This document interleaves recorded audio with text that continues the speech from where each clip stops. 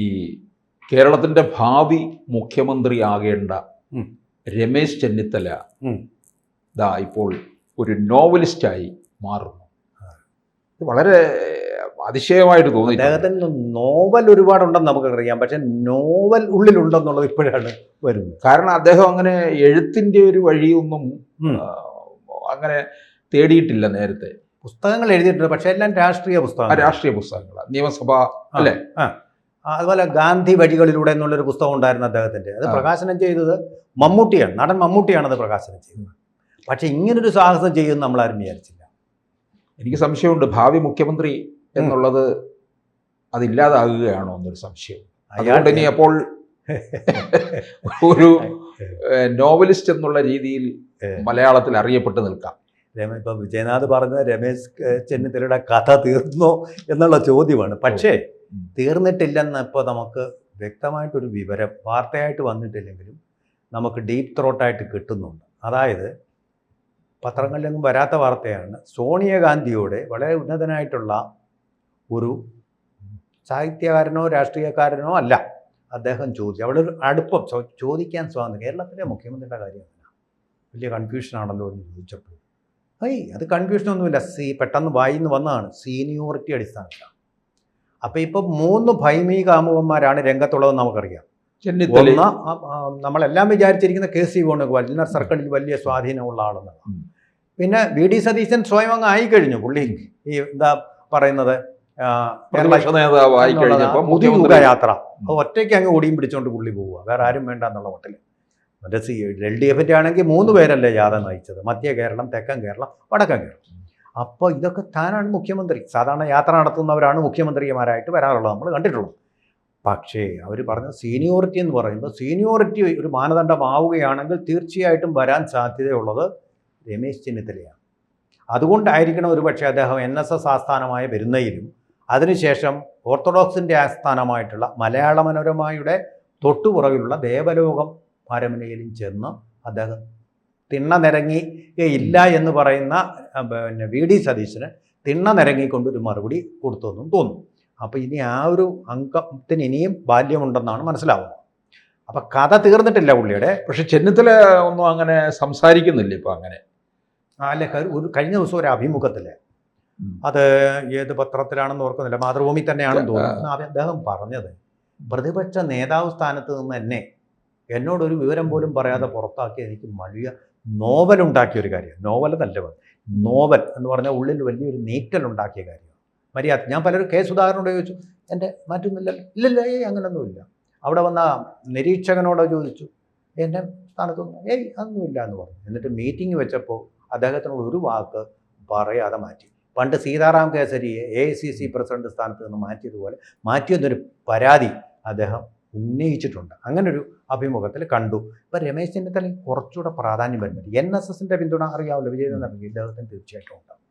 അപ്പോൾ ആ ഒരു അവസരത്തിലാണ് അദ്ദേഹം കേരളത്തിൻ്റെ കഥകളുടെ കുലപതിയായിട്ടുള്ള T പത്മനാഭനെ വെച്ചിട്ട് തിരുവനന്തപുരത്തെ അത്യാധുനിക സൗകര്യങ്ങളുള്ള ഹോട്ടലിൽ വെച്ചിട്ട് ഈ ചടങ്ങ് നടത്തി ഇപ്പം നോവലിസ്റ്റ് ആയിക്കഴിഞ്ഞു അദ്ദേഹം. ഇപ്പം കഥാകാരൻ, ഇനി മറ്റു നോവലിസ്റ്റുകൾ ഇനി എന്ത് ചെയ്യും? പത്മനാഭൻ ദൈവാതിരം പോലെ ചെറുകഥ എഴുതിയിട്ടുണ്ട്, നോവൽ എഴുതിയിട്ടില്ല. നമ്മുടെ CPM സുധാകരൻ കവിത എഴുതി സകല അമർഷവും തീർത്തുകൊണ്ടിരിക്കുക ഇന്ന് പറയുന്നത് പോലെ തന്നെ. അപ്പൊ എനിക്ക് അമർഷം തീർക്കലാണോ എന്നുള്ള സംശയമുണ്ട്.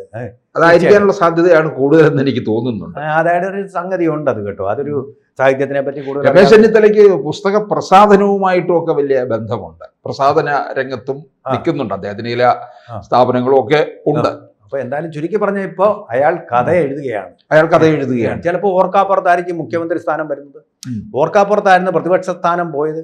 അതുപോലെ ചിലപ്പോൾ ഓർക്കാപ്പുറത്ത് ഈ മുഖ്യമന്ത്രി സ്ഥാനം വന്നുകൂടാന്നിരിക്കാം. മണ്ണുചാരിയൊന്നും. അപ്പൊ എനിക്കൊന്ന് പിന്നെ നോവൽ എഴുതി അതിലൂടെ ശ്രദ്ധേയനാകുക, കേരളത്തില് രാഷ്ട്രീയ രംഗത്തിന് അറിയപ്പെടാൻ പോകുന്ന എഴുത്തുകാരൻ എന്നുള്ള രീതിയിലും ആയിരിക്കാം.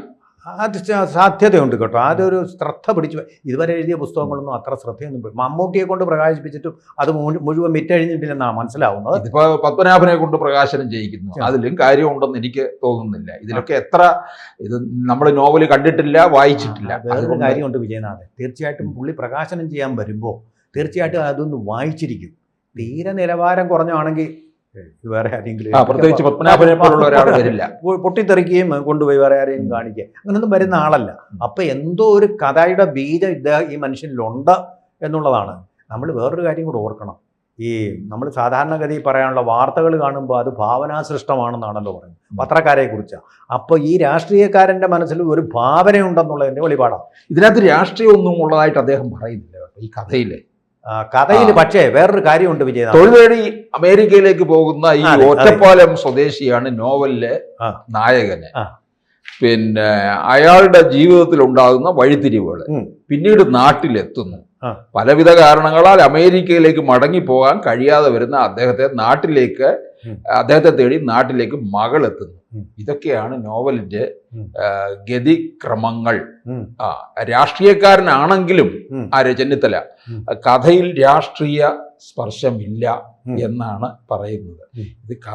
ഇതൊക്കെ കേട്ടിട്ട് ഒരു പഴയ കഥയാണ്. പക്ഷേ വേറൊരു കാര്യമുണ്ട്. എന്നെക്കാൾ സാഹിത്യം വിജയനാഥന് അറിയാം. ഇതിനകത്തൊരു കാര്യമുള്ളതെന്ന് പറഞ്ഞാൽ രണ്ട് കാര്യങ്ങൾ. ഒന്ന്, രണ്ടാമത്തേത് ആദ്യം പറയാം.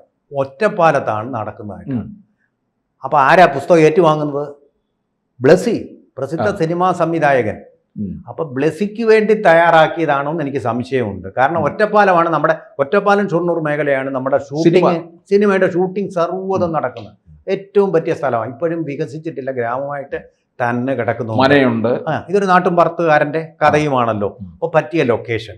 പിന്നെ അമേരിക്കയിലൊന്ന് പോയിട്ട് വരാം. അമേരിക്കയിൽ നിന്നാണ് മകൾ വരുന്നത്. ഈ അമേരിക്കയിൽ നിന്ന് മകൾ വന്ന് ഇദ്ദേഹത്തിനെ വിളിക്കാൻ വരുന്നത് ഇപ്പം നടക്കുന്ന സംഭവങ്ങളുടെ അന്യാപദേശം അറിയാമല്ലോ, അന്യാപദേശ കഥകൾ, അതായത് അലിഗറിക്കൽ നോവൽ. അതിനാണല്ലോ പലപ്പോഴും ഉന്നതമായിട്ടുള്ള സ്ഥാനങ്ങളും അതുപോലെ നൊബേൽ സമ്മാനവും ഒക്കെ കിട്ടുക. അലിഗറിക്കലായിട്ടുള്ള നോവലാണ് പറയുന്നതിൻ്റെ ഒരു പരോക്ഷ സത്യം മാത്രമാണ് പറയുന്നത്. പ്രാതിഭാസിക സത്യം എന്ന് പറയുന്നത് വേറെയായിട്ടുള്ള നോവലുകൾ. അങ്ങനെയുള്ള നോവലുകൾ അനുകരിച്ചാണോ സംശയമുണ്ട്. കാരണം എങ്ങനെ കഥ ഇപ്പോൾ വിജയനാഥ് പറഞ്ഞ പോലെ തന്നെ ഈ മനുഷ്യൻ ആ മകളോടൊപ്പം അമേരിക്കയിലായിരുന്നു. നാട്ടിലേക്കൊന്ന് തിരിച്ചു വന്നു കഴിഞ്ഞ ശേഷം അങ്ങോട്ട് പോകാനൊരു ഗതിയില്ലാതെ വന്നവരും മകൾ തന്നെ വന്നിട്ട് കൊണ്ടുപോവുകയാണ്. അതാണ് എന്ന് പറയുന്ന പോലെ തനിക്ക് മുഖ്യമന്ത്രി വേണമെന്ന് ആഗ്രഹിച്ചു. പക്ഷേ തിരുവഞ്ചൂരിനെ മാറ്റി ആഭ്യന്തരമന്ത്രി ആക്കുകയാണല്ലോ ചെയ്തത്. അപ്പോഴാണല്ലോ തിരുവഞ്ചൂർ പറഞ്ഞ് അദ്ദേഹത്തിൻ്റെ കൈപിടിക്കാൻ എൻ്റെ അടുത്ത് എന്നോട് ഈ നാടകമൊന്നും കളിക്കണ്ട എന്ന് പരസ്യമായിട്ട് പറഞ്ഞൊരു സംഭവം ഉണ്ടല്ലോ. ആ ഒരു തരത്തിൽ ആഭ്യന്തരമന്ത്രിയായിട്ട് കഴിയാൻ ഇടവന്ന, മുഖ്യമന്ത്രി ആവാമെന്ന് വിചാരിച്ച സമയത്ത് അത് കഴിഞ്ഞ് പ്രതിപക്ഷ നേതാവായിട്ടിരുന്നു. അത് കഴിഞ്ഞപ്പോൾ അവിടെ നിന്ന് പിടിച്ചു പൊക്കി മാറ്റി വി.ഡി. സതീശനെ അങ്ങനെയാക്കി. അപ്പോൾ അങ്ങനെയുള്ള അധികാര കസേരകളിൽ എല്ലാം മാറ്റപ്പെട്ട് തഴയപ്പെട്ട് ഇരിക്കുന്ന ഒരു നാട്ടുകാരൻ അദ്ദേഹം രമേശ് ചെന്നിത്തലയോട് ഉപമിക്കാൻ പറ്റുമെന്ന് തോന്നുന്നു. അത് കഴിഞ്ഞിട്ട് മകൾ വന്ന് കൂട്ടിക്കൊണ്ടുപോകുക. ഈ മകളെന്ന് പറയുന്നത് പ്രിയങ്ക ഗാന്ധിയുടെ ഒരു പ്രതീകമാകാൻ വഴിയില്ലേ? കോൺഗ്രസിൻ്റെ ഉന്നതങ്ങളിലേക്ക് കൊണ്ടുപോയിട്ട് ഈ മുഖ്യമന്ത്രി സ്ഥാനം കൊടുക്കാൻ തയ്യാറ്. അതാണ് US-ലേക്കുള്ള യാത്രയായിട്ട് നമുക്ക് വേണമെങ്കിൽ സാധാരണഗതിയിൽ എം കൃഷ്ണൻ നായരും ഒക്കെ ഈ നോവലുകളെ വ്യാഖ്യാനിക്കുന്ന പോലെ നമുക്ക് വേണമെങ്കിൽ അങ്ങനെ വ്യാഖ്യാനിക്കാൻ നമുക്ക് വായിക്കാൻ മാത്രമല്ല വ്യാഖ്യാനിക്കാനും നമുക്ക് സ്വാതന്ത്ര്യമുണ്ടല്ലോ എന്ന് പറയുന്നത് പോലെ നിരൂപകന്മാർ വ്യാഖ്യാനിക്കുകയല്ല ചെയ്യുന്നത്. കുട്ടിക്കൃഷ്ണന്മാരും വ്യാഖ്യാനിക്കുകയല്ലേ ചെയ്ത്. എൻ്റേത് ഒരു പക്ഷേ ഒരു വ്യാഖ്യാനമാണെങ്കിൽ തന്നെ ആ തരത്തിലുള്ള ഒരു അരിഗറിക്കൽ നോവലായിരിക്കുമോ?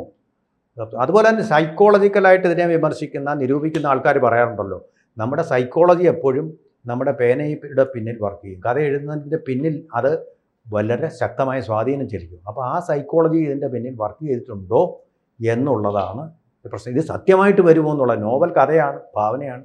പക്ഷെ ചിലപ്പോൾ ഇത് സത്യമായിട്ട് വന്ന അടുത്ത മുഖ്യമന്ത്രി മിക്കവാറും രമേശ് ചെന്നിത്തല തന്നെ ആകാനുള്ള ഒരു നിമിത്തവും കൂടി ഇപ്പോൾ കാണുന്നുണ്ട്.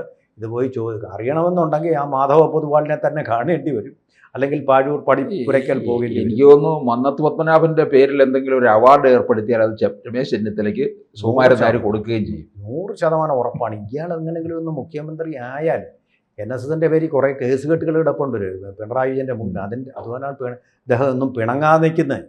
പണ്ട് ഉമ്മൻചാണ്ടി ഇത് കാണിച്ചൊന്ന് വരട്ടിയതാണ്. ഒരുപാട് നിയമവിരുദ്ധമായിട്ടുള്ള കാര്യങ്ങളെക്കുറിച്ചുള്ളത് എന്താണെന്ന് ഞാൻ പറയുന്നില്ല, എനിക്കറിയാം, ഞാനത് പറയുന്നില്ല. ആ ഒരു കേസ് കെട്ടുകളിൽ നിന്ന് ഊരാൻ പറ്റിയ ആൾ രമേശ് ചെന്നിത്തലയാണെന്നുള്ള നല്ല ബോധ്യമുണ്ട് വരുന്നതിലെ മാർപ്പാപ്പയ്ക്ക്. അതുതന്നെയാണ് ഇതിൻ്റെ ചേതോ വികാരം എന്നും എനിക്ക് തോന്നുന്നു. അപ്പോൾ NSSന്റെ എല്ലാ പിന്തുണയും ഉണ്ടാവും. ഇപ്പോൾ ദേവലോക അരമനയുടെ ഓർത്തഡോക്സ് വിഭാഗത്തിൻ്റെ പിന്തുണ ഉറപ്പാക്കിയിരിക്കുന്നു. ഇനിയിപ്പോൾ കേന്ദ്രം ഒന്ന് കനിഞ്ഞാൽ ചെന്നിത്തല അടുത്ത മുഖ്യമന്ത്രി എന്നാണ് പറയാം. കൂടുതൽ വാർത്തകളും വിശേഷങ്ങളും നിങ്ങളിലേക്ക് എത്താൻ ABC മലയാളം സബ്സ്ക്രൈബ് ചെയ്യുക, ബെൽബട്ടനും അമർത്തുക.